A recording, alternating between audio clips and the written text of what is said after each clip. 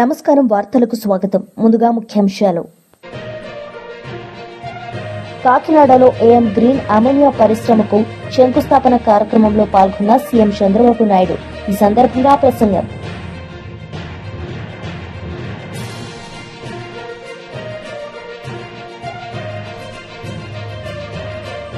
మాజీ మంత్రి కేటీఆర్ మీడియా సమావేశం. పలు అంశాలపై వివరణ.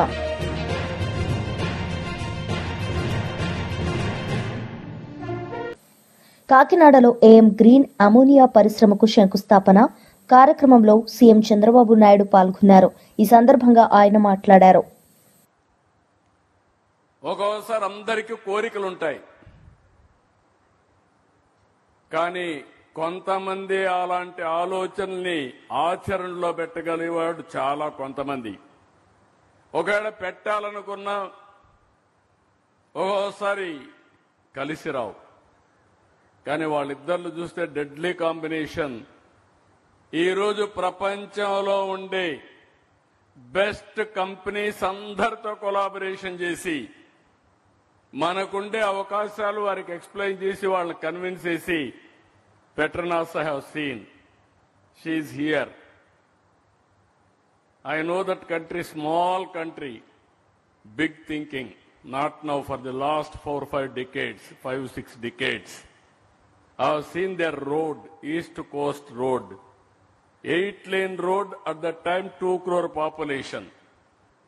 India had a population of at that time nearly 120 crores, no proper roads. I copied that road. Today we are fortunate. Everywhere, nook and corner, one of the best roads we are having. More than 1,40,000 national highways, world-class roads, second largest connectivity in the world. Alanti, Germany, one of the best technology. Japan, one of the best technology. Andarni తీసుకొచ్చి ఈ రోజు ముందుకు పోగలిగాడు. ఇక్కడ చూస్తే Petronas కానీ, GIC Singapore, ఆర్డియా from UAE, వీళ్ళందరితో కూడా కరెక్ట్గా ఇచ్చేసి వరల్డ్లో ఉండే బెస్ట్ పీపుల్ అందరిని తీసుకొచ్చి ఈరోజు ప్లాంట్ డైరెక్షన్ కానీ ఇవన్నీ చేసే పరిస్థితికి వచ్చాడు.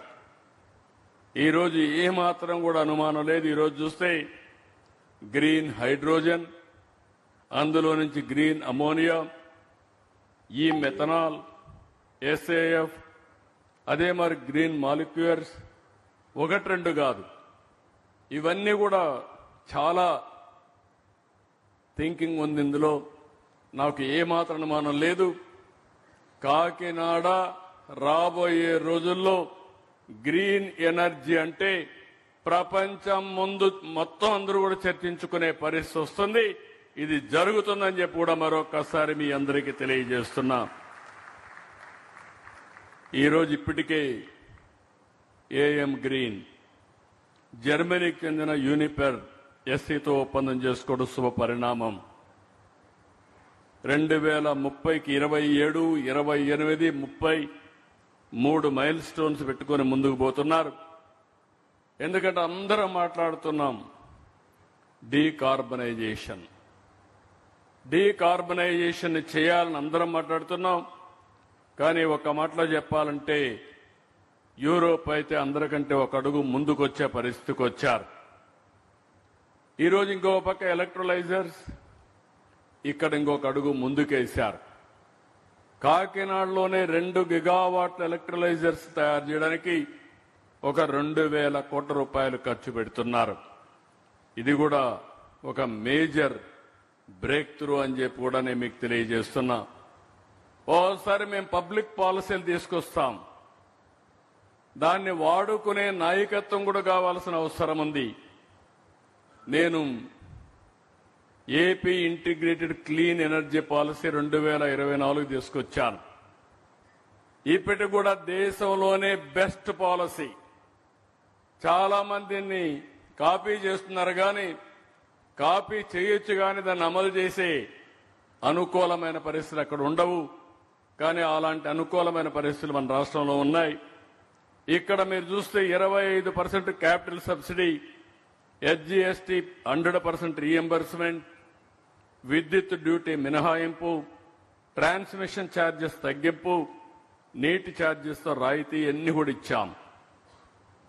ఇవన్నీ ఇచ్చిన తర్వాత ఈరోజు మీరు చూస్తే మొన్నే నేను ఒక సదస్సు కూడా పెట్టాను. ఓసారి కొన్ని విషయాలు మనకు తెలియవు. నేను అందుకనే ఎప్పుడు చెప్తాను, నేను నిత్యం విద్యార్థిని. కొత్త విషయాలు నేర్చుకోవడం, అవి ప్రజలకు ఉపయోగపడతాయంటే తక్షణమే అమలు చేయడం నా విధానంగా నేను భావించి అమలు చేస్తూ ఉంటాను. I'm very happy. ఒక మాటలో చెప్పాలంటే నేను కానీ మా మిత్రుడు పవన్ కళ్యాణ్ గారు కానీ బీజేపీని మీరు చూస్తే మాలో ఒక ఆలోచన వస్తే ఇంకా దాన్ని ముందుకు తీసుకుపోవడంలో ఒక్క నిమిషం కూడా టైం వేస్ట్ చేయకుండా ముందుకు పోతా ఉంటాం. మన ప్రధానమంత్రి గారిని మీరు ఒక్కసారి ఆలోచిస్తే 2047 Arya Vaishya corporation chairman Doondi Rakesh media సమావేశం నిర్వహించారు. ఈ సందర్భంగా ఆయన మాట్లాడారు. జరిగింది.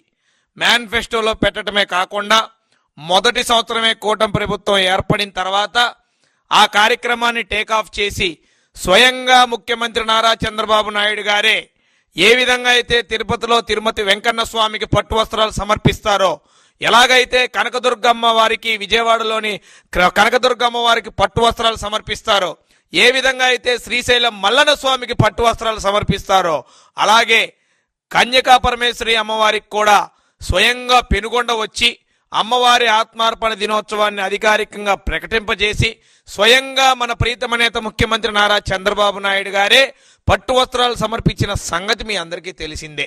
మరి అంతే దాని కొనసాగింపుగా ఏదైతే ఆర్యవైశ్యుల కోరిక మేరకు అనాదిగా దశాబ్దాల కాలం నుంచి పెండింగ్ ఉంది ఈ కోరిక, మా అందరికీ గౌరవం రావాలంటే ఏదైతే వాసవి కన్యకా పరమేశ్వర అమ్మవారి ఆత్మార్పణ దినోత్సవాన్ని అధికారికంగా చేస్తే అమ్మవారికి గౌరవం వస్తే మా అందరికీ గౌరవం వచ్చినట్టుగానే మేమందరం కూడా భావించేవాళ్ళం. అటువంటిది గతంలో అనేక మంత్రిగా పనిచేసినా కూడా ఇదే డిపార్ట్మెంట్ అతని కింద ఉన్నా కూడా కనీసం ఏమీ చేయలేకపోయాడు. మరి ఇప్పుడు ముఖ్యమంత్రి గారు మా కోరికను మన్నించి దాన్ని రాష్ట్ర పండగగా తీర్చిదిద్దడం జరిగింది. మీరు కనుక చూసుకున్నట్టయితే స్టేట్ ఫెస్టివల్స్ జిఏడి డిపార్ట్మెంట్ వాళ్ళు ఇచ్చిన జీవో నెంబర్ 15 చూసుకోవచ్చు. ఈ జీవో నెంబర్ 15లో రాష్ట్ర వ్యాప్తంగా 25 స్టేట్ ఫెస్టివల్స్ గా డిక్లేర్ చేయడం జరిగింది. 24 కార్యక్రమాలని డిసైడ్ చేస్తే రాష్ట్ర ప్రభుత్వం, ఇందులో 3 కార్యక్రమాలు మాకు సంబంధించిన కార్యక్రమాలుగా ఉంటాం. చాలా ఆనందదాయకం. ఇది ఆర్యవైశ్యులు అందరూ కూడా సగౌరవంగా గర్వించదగ్గ విషయం. ఎందుకనంటే ఈరోజు అమ్మవారి ఆత్మార్పణ దినోత్సవాన్ని రాష్ట్ర పండగల లిస్టులో చేర్చడం జరిగింది. ఏదైతే ఈ నెల 20వ తారీఖు జరగబోతున్న ఆత్మార్పణ దినోత్సవాన్ని రాష్ట్ర ప్రభుత్వ అధికారులు యంత్రాంగం అంతా కూడా అధికారిక కార్యక్రమంలాగా ఎలా అయితే సంక్రాంతిని మనం అంగరంగ వైభవంగా చేశామో అదే విధంగా మళ్ళీ ఈ కార్యక్రమాన్ని ముందుకు తీసుకెళ్లబోతా ఉన్నాం. దీనిలో గుడి ఎవరైతే ఉన్నాయో ప్రతి మండలంలో గ్రామంలో ఎక్కడైతే కన్యకా పరమేశ్వర అమ్మవారి దేవాలయాలు ఉన్నాయో ఆ దేవాలయాలన్నీ కూడా ఈ పండక్కి సంసిద్ధం కావాల్సిందిగా మేము కోరుతా ఉన్నాం. కూటమి ప్రభుత్వం ఏ విధంగా అయితే ఆర్యవైశ్యులకు పెద్దపీట వేసిందో ఈ జీవోనే నిదర్శనం, రేపు జరగబోయే పండగే నిదర్శనం అన్న సంగతి కూడా నేను చాలా క్లియర్గా మెన్షన్ చేస్తా ఉన్నా. మరి అదేవిధంగా అమరజీవి పొట్టి శ్రీరాములు గారు, ఆయన త్యాగం ఎప్పుడు మరవలేంది. తెలుగు ప్రజల అభ్యున్నత కోసం, తెలుగు ప్రజల గౌరవం కోసం తన ప్రాణత్యాగం చేసిన వ్యక్తి. అటువంటి అమరజీవి పొట్టి శ్రీరాములు గారికి ఒక గొప్ప స్మృతివనం కట్టాలని మేము ముఖ్యమంత్రి గారిని అడిగితే సహృదయంతో ఏదైతే అమరజీవి పొట్టి శ్రీరాములు గారి అభిమానులు అందరి చేత ఏర్పాటు చేయబడిన అమరజీవి పొట్టి శ్రీరాములు మెమోరియల్ ట్రస్ట్కి అమరావతి నడిబొడ్డున 6.8 ఎకరాలు కేటాయించిన సంగతి మీ అందరికీ తెలిసిందే. 125వ జయంతి ఉత్సవాలు జరుగుతూ ఉన్నాయి.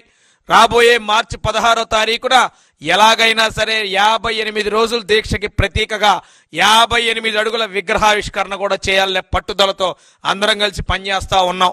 దీన్ని బట్టి మీరు అర్థం చేసుకోవచ్చు, ఒక ట్రస్ట్ ముందుకొచ్చి ట్రస్ట్కి ప్రభుత్వం ఇన్ని అండదండలుగా ఉంటూ ట్రస్ట్కి 6.8 ఎకరాలు ఇచ్చిందంటే చంద్రబాబు నాయుడు గారికి, కూటమి ప్రభుత్వానికి ఆర్యవైశ్యుల మీద ఉన్న ప్రేమ ఎంత అనే సంగతి కూడా అందరికీ తెలిసిందే. మరి అదేవిధంగా ఇన్ని కార్యక్రమాల్లో మన అందరం కూడా తెలుసుకొని చేసుకున్నాం.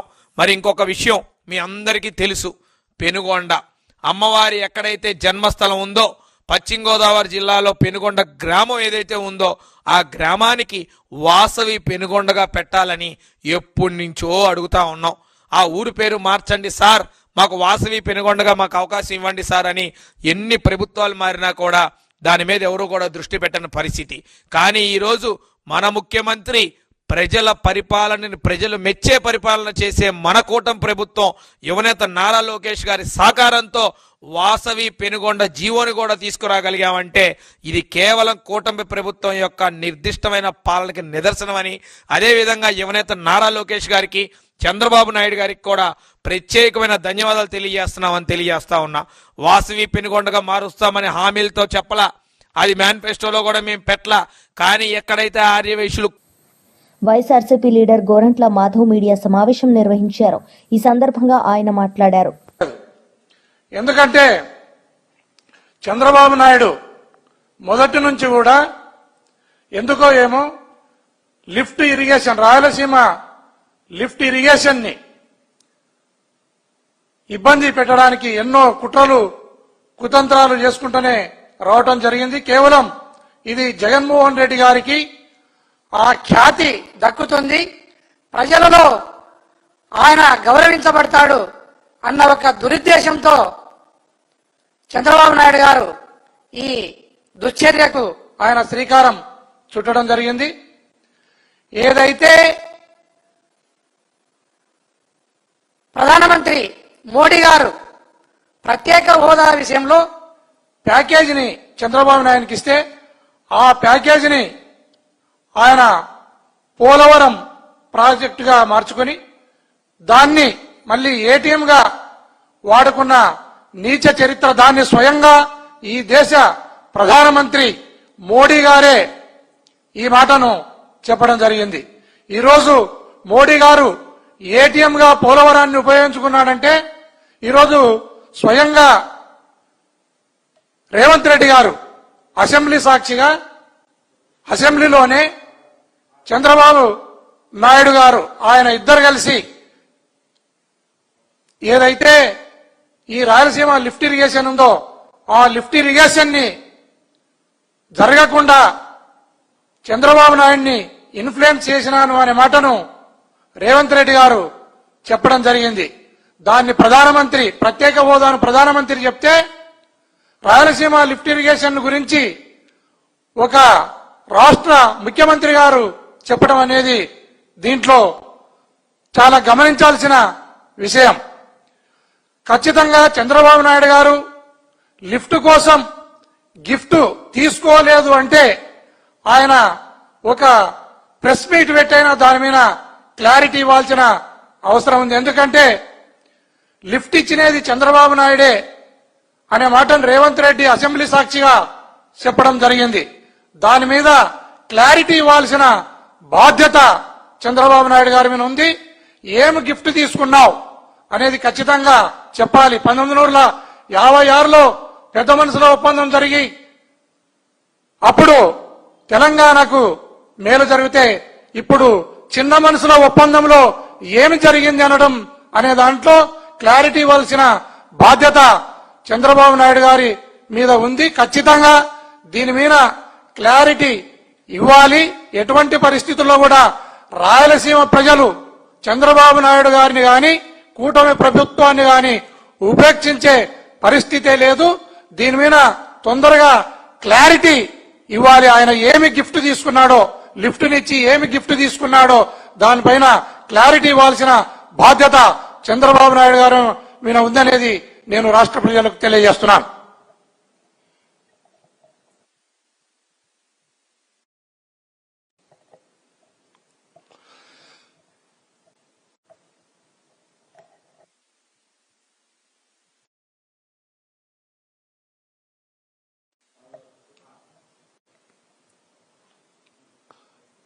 ఈరోజు ఈ వారెంట్ అనేది నేను ఏదైతే ఈ రాష్ట్రంలో మహిళల పైన గాని చిన్నపిల్లల మీద గాని జరిగిన అత్యాచారం మీద మాట్లాడడం జరిగింది. దానిపైన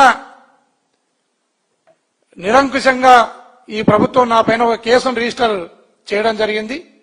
ఈ కేసులో మనం గమనిస్తే ఇప్పటి వరకు ఎవరైతే చిన్న బాలిక హత్యకు గురైందో ఆ బాలిక యొక్క బాడీని కూడా ఐడెంటిఫికేషన్ చేయలేదు.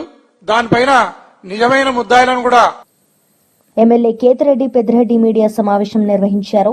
ఈ సందర్భంగా ఆయన మాట్లాడారు. వచ్చి బారులు తీరుగా ఉండి జనము ఇయడం జరుగుతుంది. అంటే కలెక్టర్ గారి మీద నమ్మకము, ఈ ప్రభుత్వం మీద నమ్మకము ఉంటేనే కదా స్పందనకు వచ్చి కలెక్టర్ గారికి ఇచ్చేది. ఇంకో ఎమ్మెల్యే గారు అర్జీ ఇచ్చేనే దిక్కులేదు. సామాన్యుల అర్జీ పైన ఏముంటుందనేది నా ప్రశ్న. దయచేసి కలెక్టర్ గారు నా అర్జీలే కాదు పబ్లిక్ కూడా ఒకసారి పరిశీలించి దీనిపైన ఎంక్వైరీ పూర్తి చేయాలనేది నా కోరిక. ఇది ఒక విధంగా ఉంటే ఈ మధ్యకాలంలో ధర్మారం మాజీ ఎమ్మెల్యే రాయలసీమ లిఫ్ట్ ఇరిగేషన్ గురించి మాట్లాడినాడు. రాయలసీమ ప్రాంతం అన్యాయం అయిపోతుంది. ప్రతి ఒక్కరు కూడా పౌరుషంతో ఉప్పు కారం తింటే ప్రతి ఒక్కరూ దీనిపైన స్పందించాలా అని చెప్పి చెప్పడం జరిగింది. ఎవరన్నా కానీ మొన్న ప్రభాకర్ రెడ్డి చెప్తాడు పౌరుషం గురించి మాట్లాడినాడు. ఆయన ఈ లిఫ్ట్ ఇరిగేషన్ మీద ధర్మారం ఎమ్మెల్యే ఏదన్నా తప్పుగా మాట్లాడింటే నువ్వు నీ ప్రభుత్వం తరఫున మీ ముఖ్యమంత్రి తరఫున వకీల్తో తీసుకొని మాట్లాడాలి. అంటే అది కాదయా ఇది పరిస్థితి, నువ్వు మాట్లాడడం తప్పని ప్రతిసారి పౌరుషం పౌరుషం అని మాట్లాడతాడు. ఈ పౌరుషం ఏ దాని మీద ఉండాలా? నేనైతే అతని ఛాలెంజ్కి అయితే నేను స్వీకరిస్తా. 30 సంవత్సరాల నుండి ఇప్పుడు కూడా వాళ్ళే ఎమ్మెల్యేలుగా ఉన్నారు, మున్సిపల్ చైర్మన్లుగా ఉన్నారు. వాళ్ళ అభివృద్ధి పైన ఏదన్నా ఉంటే కూడా నేను 5 ఏళ్ళు చేసిన దానిపైన కూడా ఎక్కడన్నా కానీ కూర్చొని చర్చకు నేను సిద్ధంగా ఉండాలి. దానిపైన నువ్వు సిద్ధంగా ఉండావా? చర్చించేదానికి డెవలప్మెంట్ మాట్లాడేదానికి పౌరుషం అవసరం లేదు, చర్చ అవసరం. దీంట్లో ఆయన ప్రతిసారి మా కుటుంబాన్ని టార్గెట్ చేసో ఇంకోటో మాట్లాడడం జరుగుతుంది.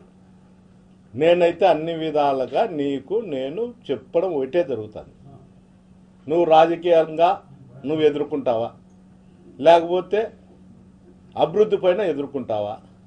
ఏదో నువ్వేందో పోరాటం చేస్తాము, కొట్లాడదాము, అమాయకులందరినీ తాడిపత్రి కాన్స్టిట్యున్సీలో గలాటలు పెట్టి నీకున్నటువంటి పోలీస్ సిబ్బందితో కేసులు కట్టుకోకుండా అక్కడుండే పరిస్థితులను దినదినానికి రెచ్చగొట్టుతూ అసలు పోలీస్ ఆఫీసర్లు అందరూ కూడా అక్కడ తాడిపత్రి డివిజన్లో ఉండే వాళ్ళు దాదాపు ప్రభాకర్ రెడ్డి కన్సర్న్లో నడుస్తున్నారు తప్ప ఎస్పీ గారి కన్సర్న్లో అయితే నడచడం లేదు. ఇది నేను చెప్పేది కాదు, కానీ ఎవరు మీరు కూడా పత్రికా విలేకరులు కావచ్చు, మీడియా వాళ్ళు కావచ్చు, పోయి విచారించినా కూడా నేను చెప్పేది నిజం. పదే అక్కడ క్రైమ్ రేట్ లేదు, ఇంకోటి లేదు. ఈ మధ్యకాలం వారం 10 రోజుల నుండి అందరినీ అమాయకులను పట్టుకొచ్చి బటకా కేసులు పెట్టి జామీన్లు ఇచ్చి పంపించి మేము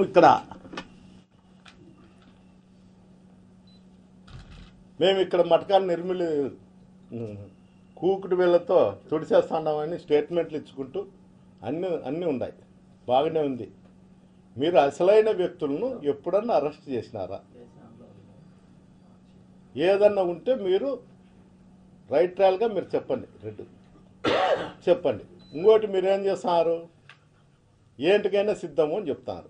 నీ పౌరుషము, నీ కథ, నీ కుటుంబము, నీ కథ ఉంటే నువ్వు ఈసారి గ్రీవెన్స్లో ఎస్పీ గారికి వచ్చి లెటర్ ఇయ్యి. నువ్వే డేట్ చెప్పు.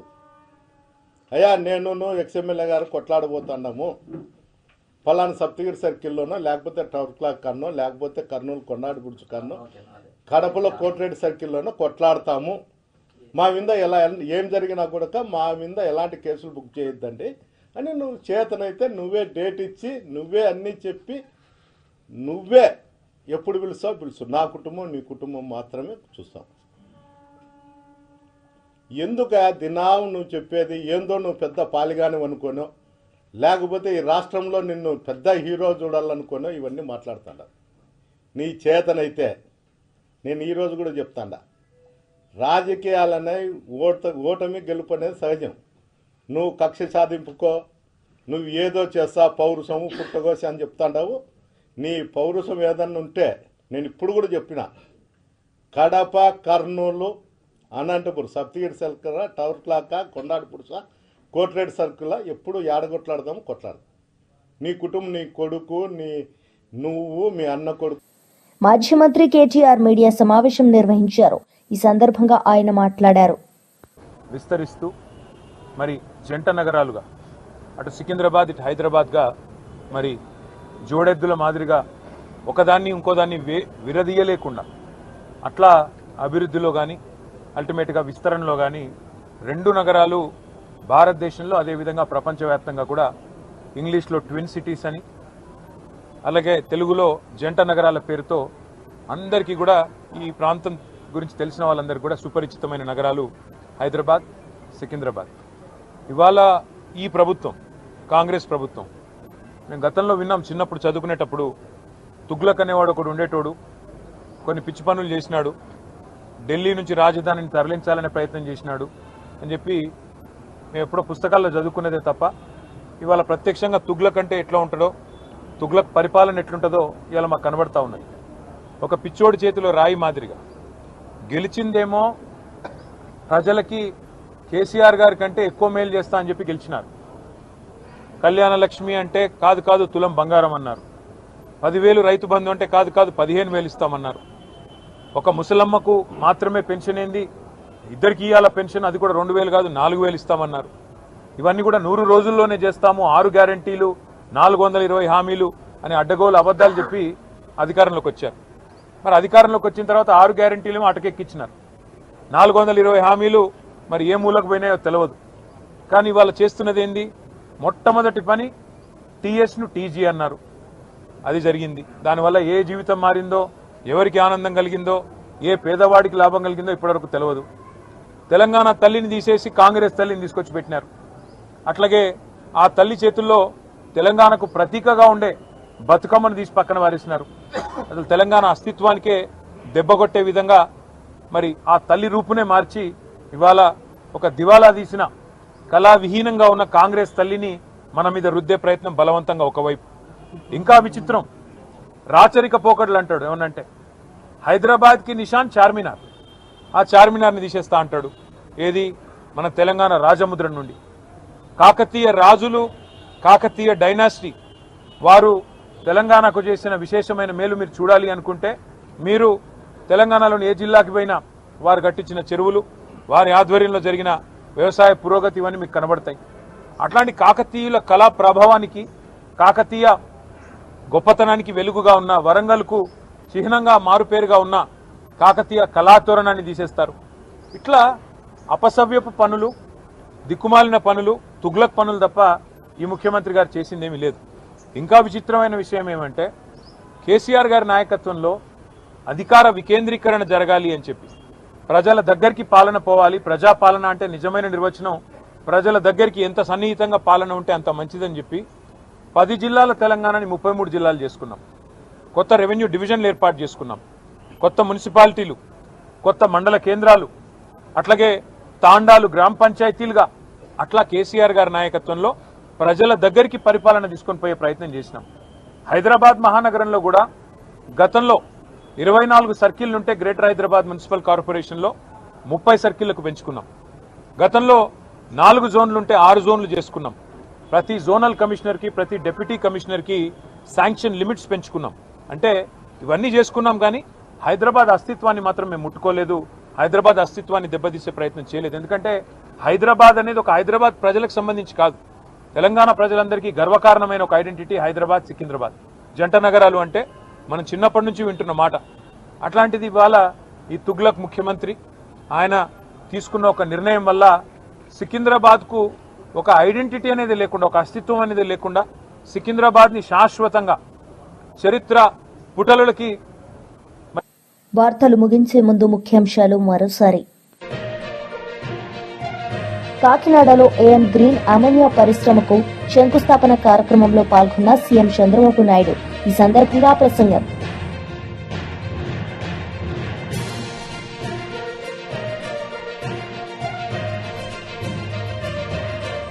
మాజీ మంత్రి కేటీఆర్ మీడియా సమావేశం, పలు అంశాలపై వివరణ.